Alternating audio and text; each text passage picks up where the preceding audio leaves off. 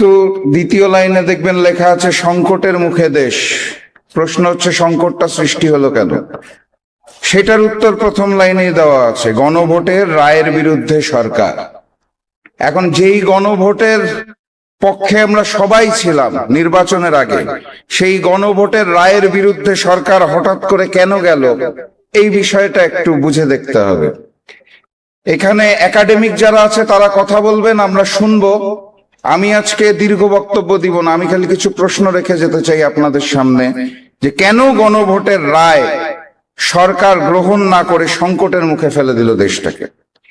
আমাদের যে কথাগুলো কেউ বলবে না, সেই কথাগুলো আমি একটু আপনাদের ধরিয়ে দিয়ে চলে যেতে চাই। প্রশ্ন হচ্ছে, ক্ষমতার পালাবদলের পর আমাদের ডিজিএফআই কেন ভারত ভ্রমণের প্রতি এত গুরুত্ব দেওয়া শুরু করলো?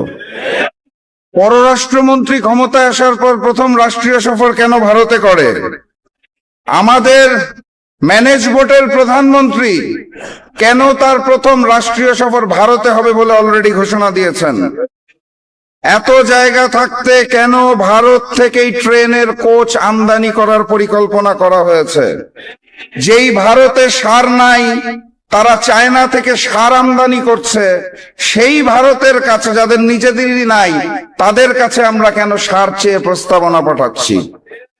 চায়না যখন আমাদেরকে জ্বালানি তেল দিতে চাইলো, সেই প্রশ্নটা আমরা কানে না তুলে, সেই প্রস্তাবটাকে কানে না তুলে কেন ভারতের থেকে জ্বালানি তেলের জন্য আবেদন দিচ্ছি? জুলাই জাদুঘর উদ্বোধন না করার পিছনে কাদের ষড়যন্ত্র চলছে?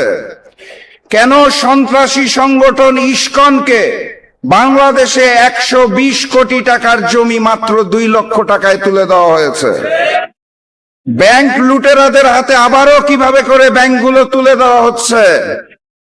প্রশ্ন করতে হবে, শিলং থেকে ট্রেনিং প্রাপ্ত সেই নেতা যিনি বর্তমানে বাংলাদেশের প্রক্সি প্রধানমন্ত্রী, তার হাতে কেন আমার এই সোনার বাণী?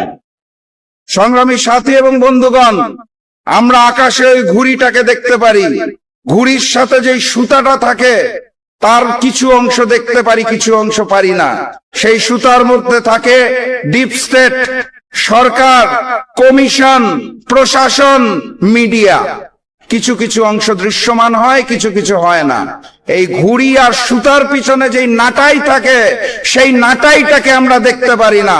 বাস্তবতা এটাই, ক্ষমতার পালা বদলে ওই নাটাইটা এই মুহূর্তে আবারও ভারতের হাতে চলে গিয়েছে। এখন প্রশ্ন করতে পারেন, ভারত কেন গণভোটকে মানতে চাইছে না? কেন